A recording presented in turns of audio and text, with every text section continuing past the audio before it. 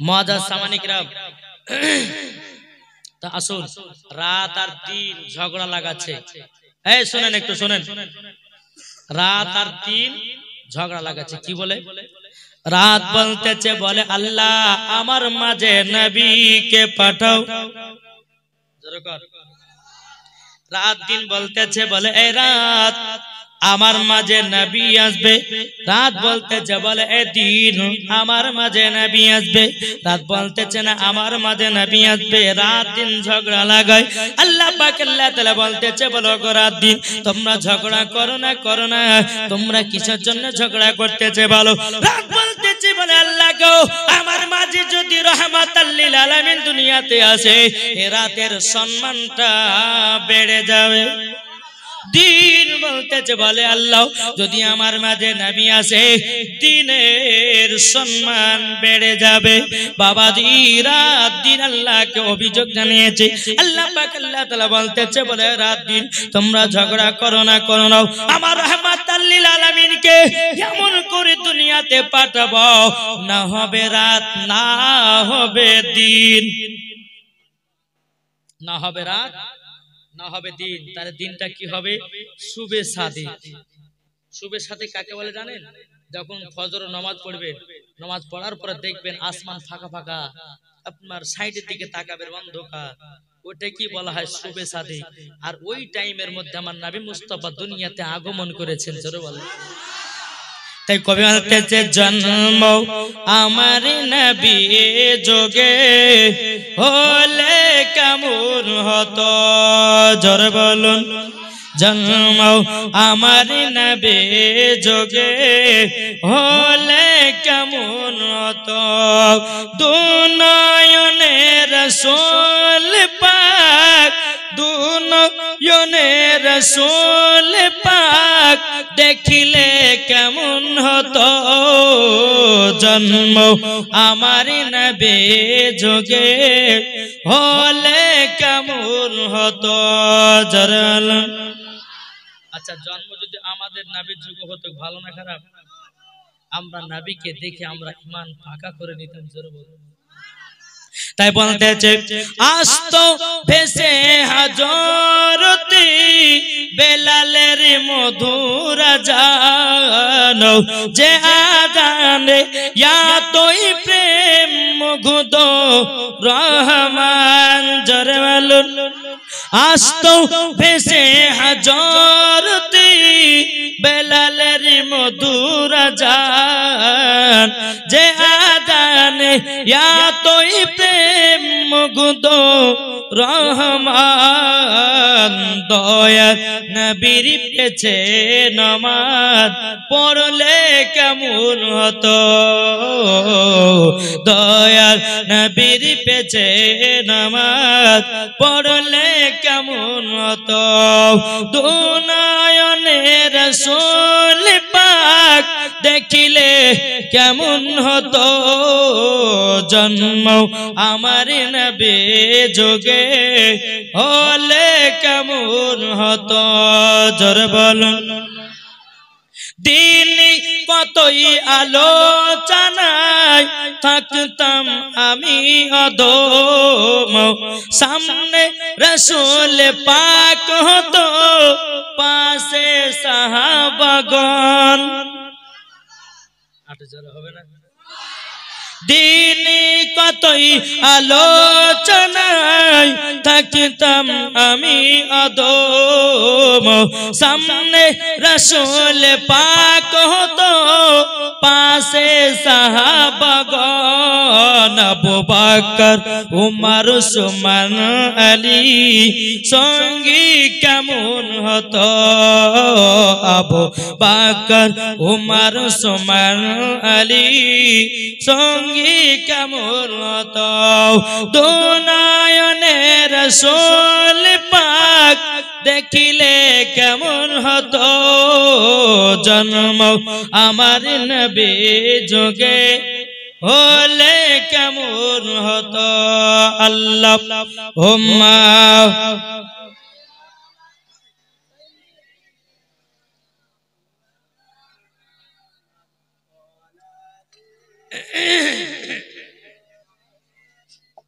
মাওলানা মুহাম্মদ সাল্লাল্লাহু তাআলা আলাইহি ওয়াসাল্লাম। বাবাজি শোনা মানে তাহলে এখানে বোঝা গেল যে আমার নবীর জন্য রাত দিনও পাগল ছিল। বোঝা গেছে? আর আমরা বাবা নবীর শেষ উম্মত হইয়া এখন আমরা নবীকে চিনতে পারিনি। যদি চিনতে পারতাম আমরা সুদ খেতাম না, যদি চিনতে পারতাম মিথ্যা বলতাম না, যদি চিনতে পারতাম কখনো বাবাজি আপনার কিনা বেমানি করে খেতাম না। নাকি বলছে? চলুন আগে চলুন। আমার নবী মুস্তাফা দুনিয়াতে আগমন করলেন 12 রবিউল আউয়ালে শুবে সাদিকে সোমবারের দিন। জোরে বলেন। আল্লাহর ফেরেশতারা বলছে আল্লাহ গো আমরা নবীকে জিয়ারত করব। জোরে বলেন। আচ্ছা আপনাদের এলাকার জিয়ারত হয় কি হয় না? মানুষজন মারা গেলে কবর জিয়ারত করেন তো? আব্বা মা শ্বশুর শাশুড়ি পাড়া পড়শি মারা গেলে কবর জিয়ারত করেন কি করেন না? করেন? জি করবেন। কেননা আমার নবী বলছে কোন সন্তান যদি মায়ের কবরে গিয়ে সূরা ইয়াসিন পাঠ করে তার কবরে 1 সপ্তাহ আযাব হবে না। জোরে বলেন। বিরাদার চলুন তো আমার নবী মুস্তাফা দুনিয়াতে আগমন করেছেন 12 রবিউল আউয়ালে। বাবা বহুত লম্বা ঘটনা, কমসে কম 12 দিনকার জীবনী।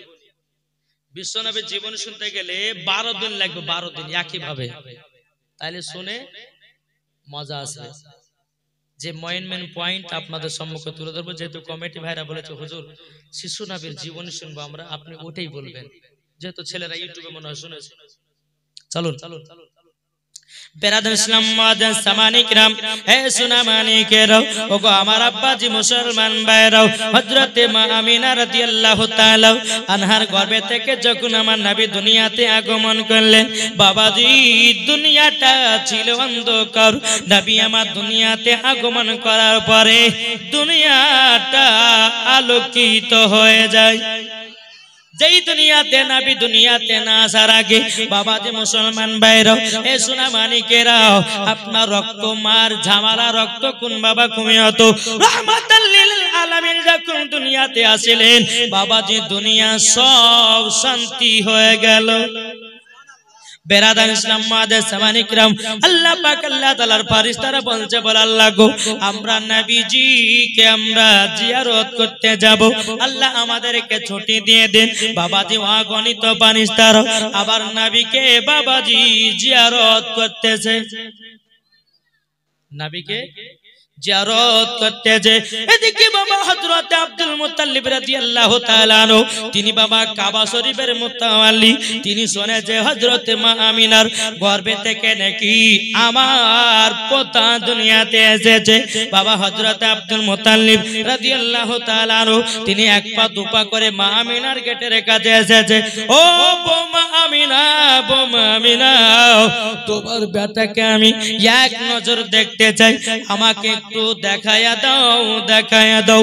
কিন্তু বাবাজি বেরাদার হযরতে মা আমিনা বলছে বলো গো শ্বশুর আব্বা, আমি তো আমার সন্তানকে চাদর দিয়ে আমি ঢেকে রেখেছি। যখন বলতেছে বলো আব্বা হুজুর উনি আছেন ওই ঘরে, বাবা হযরতে আব্দুল মুত্তালিব আমার নবীকে জিয়ারত করার জন্য যাচ্ছেন।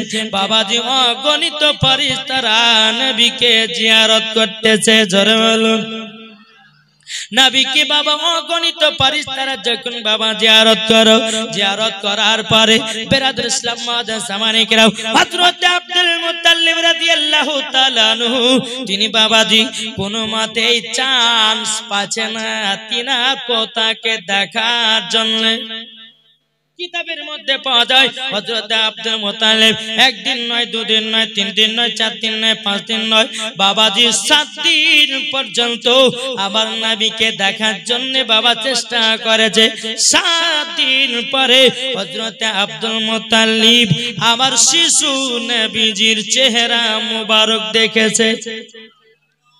7 দিন পর্যন্ত আল্লাহর ফেরেশতারা আমার নবীকে বাবা যে জিয়ারত করতে আছে, জোরে বলো সুবহানাল্লাহ। যখন বাবা আমার নবী মুস্তাফার বয়স যখন বাবা যে 6 বছর হলো, কয় বছর বললাম? হ্যাঁ কেটে কেটে বলছি, কোনো দুঃখ নেবেন না।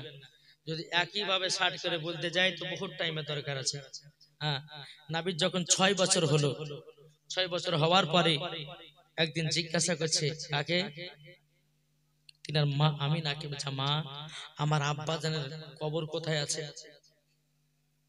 এটা জোরে বলে।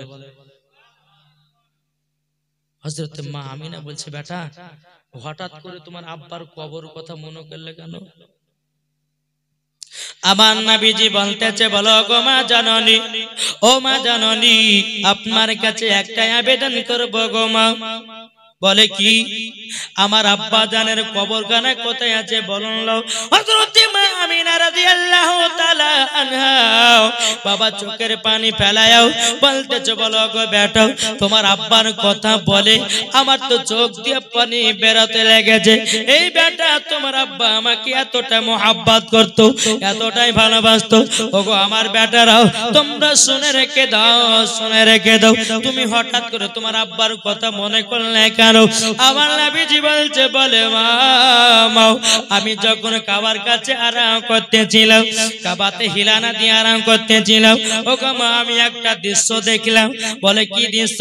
বলে পাহাড়ের উপরে কিছু বাচ্চা বাচ্চা ছেলেরা উঠেছে, উঠার পরে ওই বাচ্চা ছেলের আব্বারাও পকেট থেকে খেজুর বের করে তাদেরকে খাওয়াতেছে। ওগো মা জননী, তার আব্বাদেরকে দেখার পরে আমার আব্বার কথা মনে পড়ে গেল। হযরতে মা আমিনা রাদিয়াল্লাহু তাআলা আনহা তিনি বলতেছে, বলো গো বেটা, তোমার আব্বা আমাকে এতটাই মোহাব্বত করত, তোমার আব্বা আমাকে এতটাই ভালোবাসতো। ও বেটা, তোমার আব্বার কথা বলে আমার দিলটা খারাপ করে দিল। আমার নবীজি বলছে, মা আমার আব্বা জানের কবর কোথায় আছে বলো গো মা। আমার আব্বা জানের কবর ওখানে জিয়ারত করতে যাব। ওগো মা জননী, একবার আপনি বলুন না, বলুন লো বেরাদুল ইসলাম মাদার সাবানি کرام। হযরত মা আমিনা বলছে, বলে বেটা, বেটা তোমার আব্বা জানের কবর আছে মাকামে আবু আবা জায়গাতে। জোরে বলুন না সুবহানাল্লাহ। মাকামে আবু আবা জায়গাতে বাবা আমার নবীজির কবর খানা আছে। বাবা আমার নবীজি বলছে, মা গো আমি আমার আব্বার কবরখানা জিয়ারত করতে যাব। হযরত মা আমিনা রাদিয়াল্লাহু তাআলা আনহা তিনি বলতেছে, বলো গো আমার বেটা, তবে শোনো গো, চলো তোমার দাদাদের কাছে যাই। তোমার দাদা যদি ছুটি দেয় তবে তুমি আমি যাব তোমার আব্বার কবরের কাছে। জোরে হলো। হযরত মা আমিনা কি করলেন? নবীকে নিয়ে হযরত আব্দুল মুত্তালিবের কাছে নিয়ে আসলেন। বলে, আব্বা হুজুর, আমার ছেলে সন্তান তার আব্বার কবর জিয়ারত করতে যাবে, তার জন্য আপনার কাছে আমরা রিকোয়েস্ট করতে এসেছি। আমার মার বাড়ি তো না, মার বাড়ি তো সোনার মদিনায়, আমি মার বাড়িতে 1 মাস থাকবো এবং আপনার ছোট বেটা আব্দুল্লাহর কবরখানা জিয়ারত হয়ে যাবে। জোরে বলো সুবহানাল্লাহ। বেরাদুল ইসলাম মাদার সামানি کرام। হযরত আব্দুল মুত্তালিব রাদিয়াল্লাহু তাআলা আনহু বাবা যে চোখ দিয়ে পানি ঝরঝর করে বাবা ফেলতে লেগেছে। ও ছোট বৌমা আমিনাও, তবে শোনো গো, আমার বেটা মুলকে সামে ব্যবসা করতে গিয়ে আর ঘুরে আসলো না। ও বৌমা আমিনাও, আমি তোমাকে ওই জায়গাতে যেতে দেব না। আমার ছোট বেটা আব্দুল্লাহ ঘুরে আসলো না, আমি কেমন ভাবে তোমাকে ওই জায়গাতে যেতে দিই? আমার নবীজি বলছো, দাদা যান, দাদা যান, আমার আব্বা জানের কবরখানায় আমি জিয়ারত করতে যাই। আমার আব্দুল মুত্তালিব বলতেছে, বলো গো আমার পোতা, তবে শোনো গো শোনো, তোমাকে একটাই কথা আমি বলতে চাই, তোমার আব্বা জানের কবর জিয়ারত করব। বলে হাও।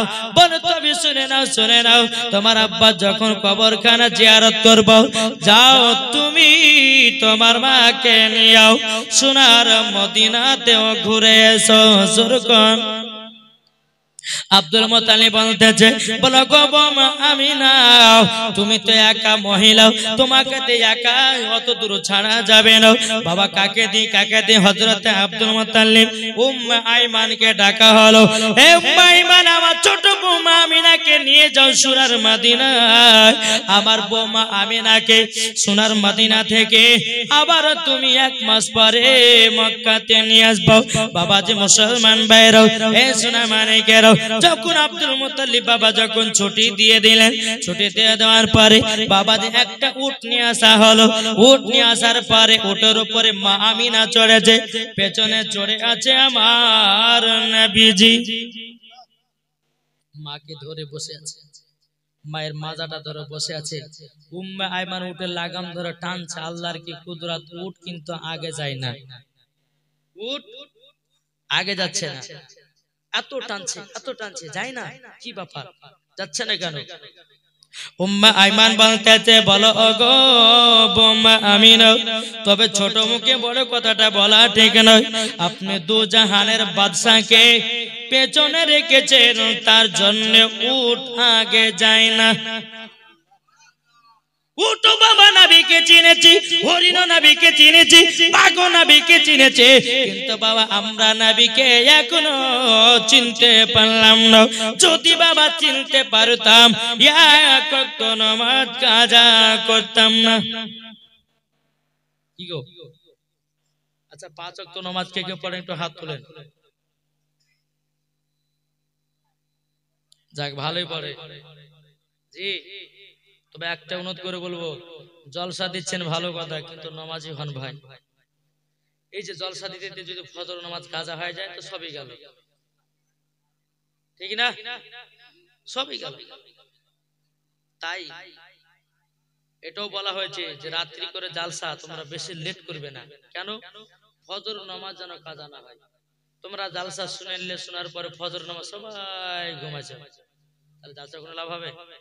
বাবাজি শোনা মানে একটা কথা শুনে যান, একবার দূর পড়ুন আল্লাহুম্মা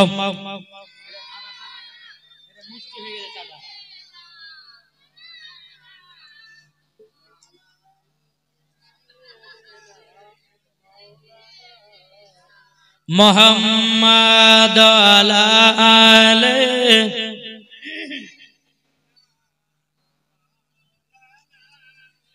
এটা ঠিক আছে, সাল্লাল্লাহু আলা মুহাম্মাদিন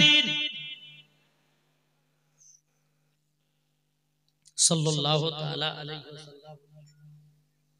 বাবাজি তো উট কিন্তু আগে যায় না।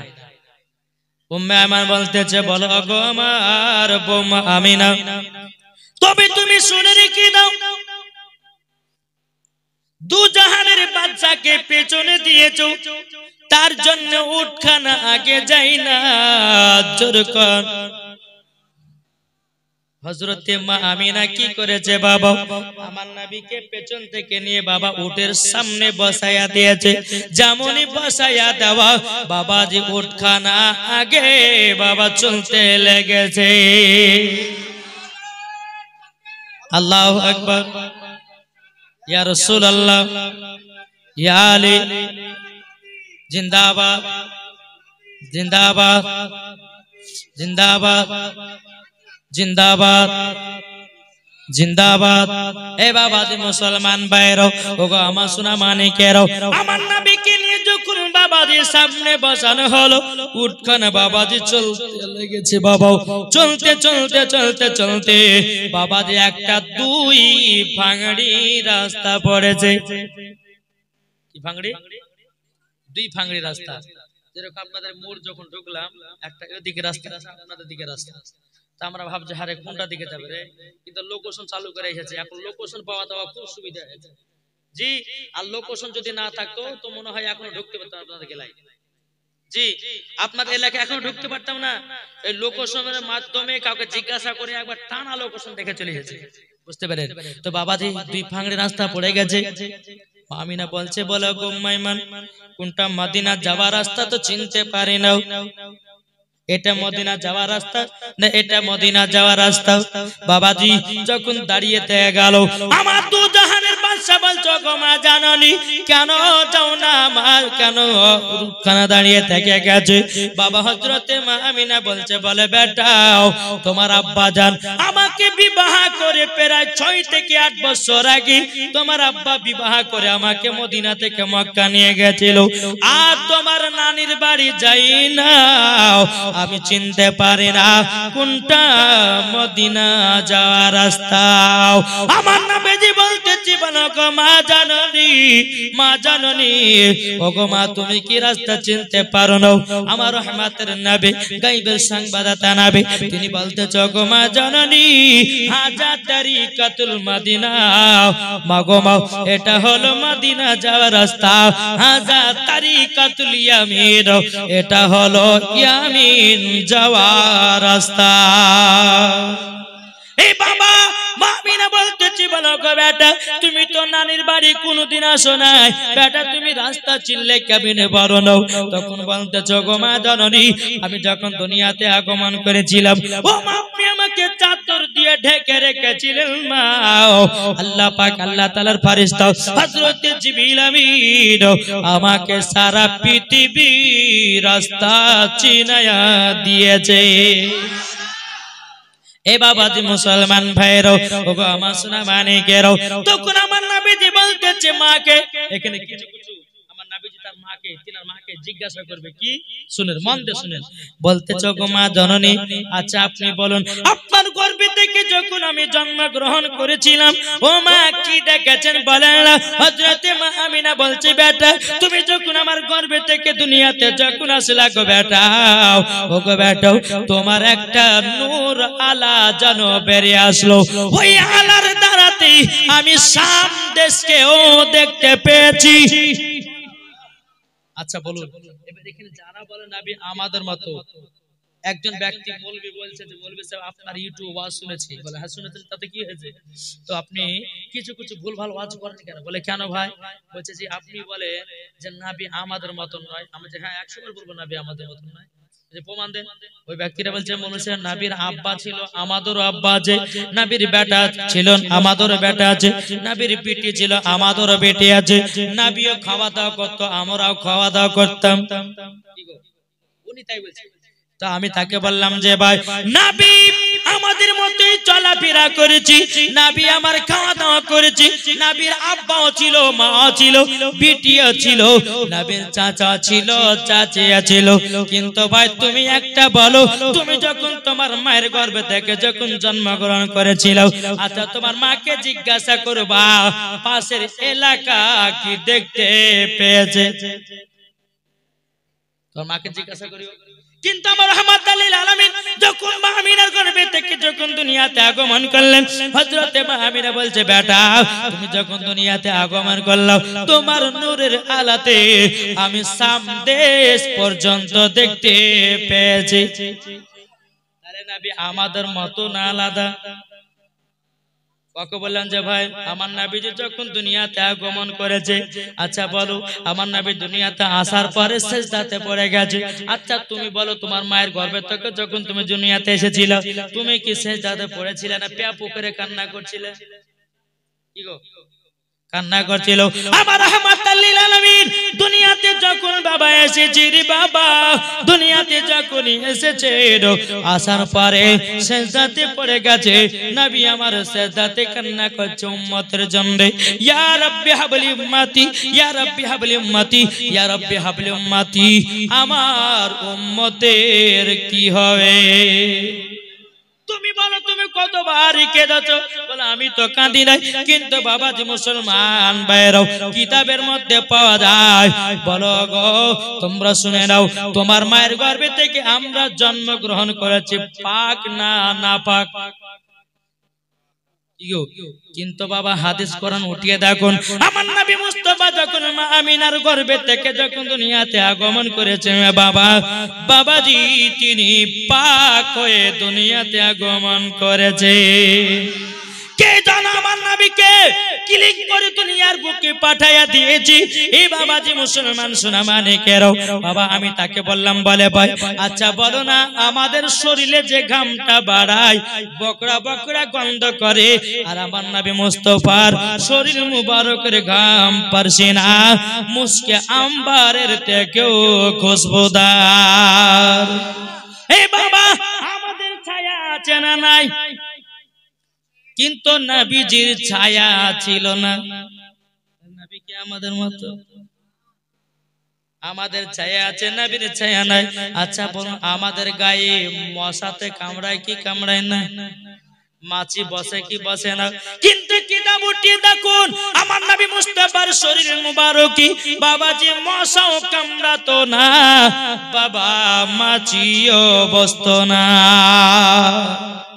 এটাই হচ্ছে আমাদের নবী। জোরে বলে বাবাজি। মুসলমান ভাইরাও, এ সোনা মানিকেরাও, বাবাজি তাই আপনাদেরকে বলতে চাই, আমার নবী আমাদের মতো নাই রে বাবা। আল্লাহ পাক আল্লাহ তাআলা হাদিসে কুদসির মধ্যে বলতেছে, লাউলা মুহাম্মাদুন ওয়া উম্মতু।